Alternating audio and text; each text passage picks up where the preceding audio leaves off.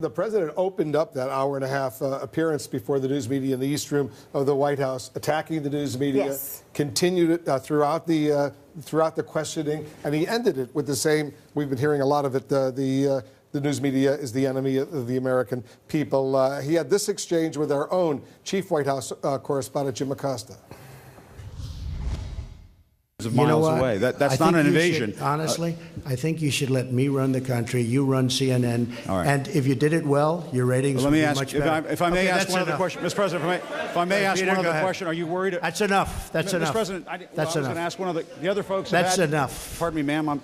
Mr. President, that's enough. Mr. President, I had one other question, if I may ask, on the Russia investigation. Are you concerned that you may have? I'm not concerned about anything with the Russian investigation because it's a hoax. That's enough. Put down the mic. Mr. President, are you worried about indictments coming down in this investigation?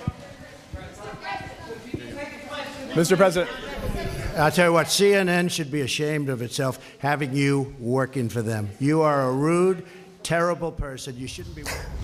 Let me bring in Jim Acosta now, if I can. I believe he's at the White House. And Jim, that must have been a surreal experience. Obviously, you were being very aggressive, as is the job of a White House correspondent. David Gregory and I are sitting here talking about our experiences.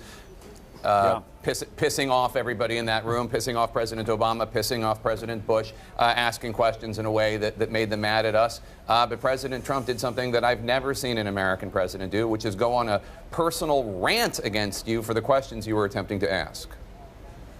Well, Jake, when they go low, we keep doing our jobs. I mean, that's the way I look at it. And, I had a question to ask, and if we had played the tape a little bit before that exchange, you would have seen the question that I was asking, which was essentially about this lie that he told before the midterm elections, that this caravan of migrants moving from Central America to the U.S. border with Mexico is somehow an invasion, when it's not. They're still hundreds of miles away, and they pose nothing of a threat to the United States. But the president used that language, obviously, as we've talked about so many times, to galvanize his base. He just didn't like hearing that question. He didn't like being challenged on that point, and he certainly doesn't like being called out for his falsehoods. But of course, Jake, as you were just mentioning, that's our job. That's what we do over here. That's what Wolf did when he was over here as a White House correspondent as well. And we just can't be intimidated by that sort of thing. I was struck by the fact that the president, we thought, was going to come in there and do this victory lap. It sounded very much like a pity party.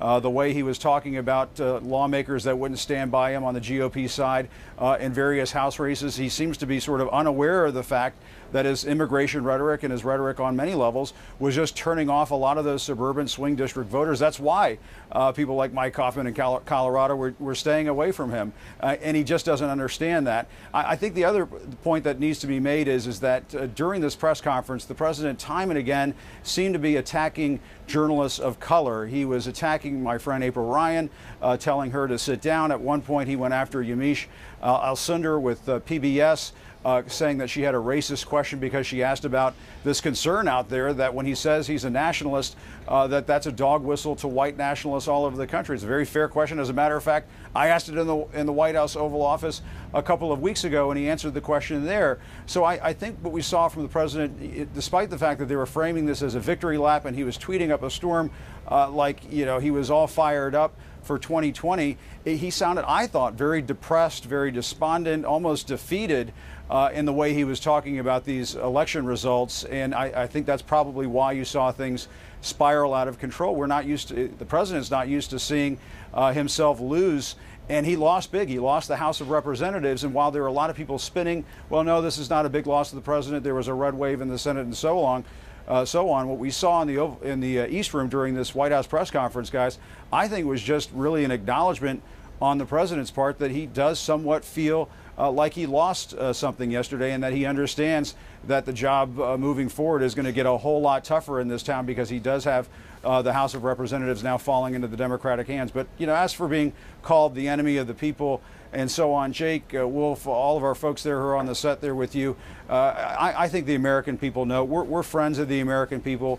We're going to defend the American people, and we're going to stand up for our rights to seek the truth in this country. And the president can call us all the names in the world, but we're just going to keep doing our jobs. Let me read a statement that CNN has released following your exchange with the president at this news conference and other journalists' exchange, and what the president was saying. This is a statement from CNN. This president's ongoing attacks on the press have gone too far. They are not only dangerous, they are disturbingly un-American. While President Trump has made it clear he does not respect a free press, he has a sworn obligation to protect it. A free press is vital to democracy, and we stand behind Jim Acosta and his fellow journalists everywhere. That statement from the CNN communications department. I'm not going to go back to Jim Acosta. I know he's got a lot going on over there, but that's a very strong statement from CNN. It's a strong statement from CNN. And look, Jim's exchange with President Trump was not in a vacuum. I mean, President Trump attacked NBC. He attacked PBS. He attacked people from conservative news outlets. He attacks the press. If there's he thinks questions. I mean, if you just read the transcript of what Acosta was asking the president and what President Trump's response was, Acosta was asking about the ads and he was asking about the Mueller investigation. Those are all legitimate lines of inquiry, and that is our job to ask these questions. Now, maybe some people don't like how one reporter asks a question or don't like how another reporter asks a question. It doesn't really matter. The point is the questions. We are supposed to bring them to the president. The president's response was to personally attack Jim Acosta. This is the President of the United States, all right? We're not on equal footing. The president is way up here. Individual reporters are way down here. We are supposed to ask them questions, and yes, they always think we're rude. They always think we're impertinent. Obama thought it. Bush thought it. Clinton thought it. It goes on and on and on. So the idea that CNN is putting out a statement like that is great, and what I like about it the most is they're not just standing up for Acosta, they're talking about everybody in that room. And on that note, we shouldn't forget, and we mentioned this earlier, but it bears repeating, that the president, not once, not twice, but 3 times, said an African-American reporter's question, legitimate question, about his use of the word nationalist or nationalism and his embracing of that concept, that questioning that is racist. I don't even know where to start with that. It makes no sense at all. The term nationalism, anybody who has studied it for more than 5 minutes has an understanding that, of course, there are racial, not just tinges to it, but there's a racial bent to it. It is and has been used in a very racist way. And whether he knew it or not, he should have known it. And then by making it worse in calling an African-American reporter basically racist, saying her question was racist, but it's not that different. But that's how he plays. That's how he plays. Remember, John, the first time he said, I'm a nationalist, he opened it by saying, I know I'm not supposed to say this. So he knew it was the word had baggage. He knows that word has baggage. He also knew in the last weeks of the campaign where he escalated a legitimate debate about border security, a legitimate debate about illegal immigration, into race baiting and fear-mongering. And now he thinks it worked when he looks at the Senate map. And so that is his default, to go to these confrontations with the press, to accuse people of racism. The interesting thing to me, beyond that, let's take it to another wrinkle, the African-American women journalists asking the question, that was I was trying to make the point earlier about Nancy Pelosi. In addition to the default to race, the default to fear, this president does not like being challenged by women. And so I am just fascinated by the coming relationship if Nancy Pelosi assumes the speakership and Donald Trump is the president. For all this talk of reviving Infrastructure Week and cutting a deal on immigration, Nancy Pelosi, in her own way, Trump does it with bombast. She does it with a little smirk. I'm a negotiator. She wants to be in that room. Yeah, she will. She will challenge him. But let me just say, today, this extraordinary spectacle that we saw was full of threats and shaming of his own Republican members of Congress and journalists, and it was full of grievance. I mean, here's a man who came out and tried to make the case. This was a great success for me. This is great. We kept the Senate. Look at what I did. I was so important in winning the Senate.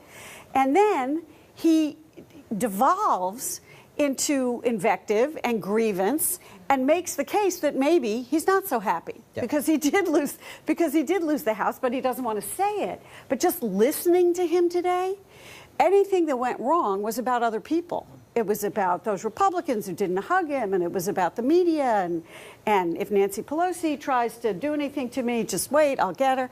So instead of celebrating what he wanted to go out there and celebrate, he let us know how he really felt. I think we may see, to your point about the relationship, this new world order in Washington, I think there are going to be pretty epic battles over the institutions and the president's attempted destruction of those institutions, because Nancy Pelosi has made that a running argument of her entire fall campaign.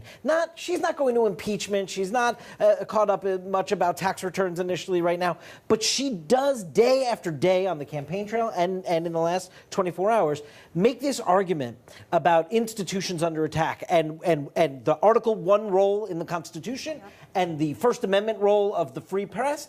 And this president has been on a strategic mission from the day he got in office to chip away at these institutions. And I think we're going to see, now that Democrats have some leg of the stool here of power, I do think we're going to see again and again, they're going to knock heads over this very notion.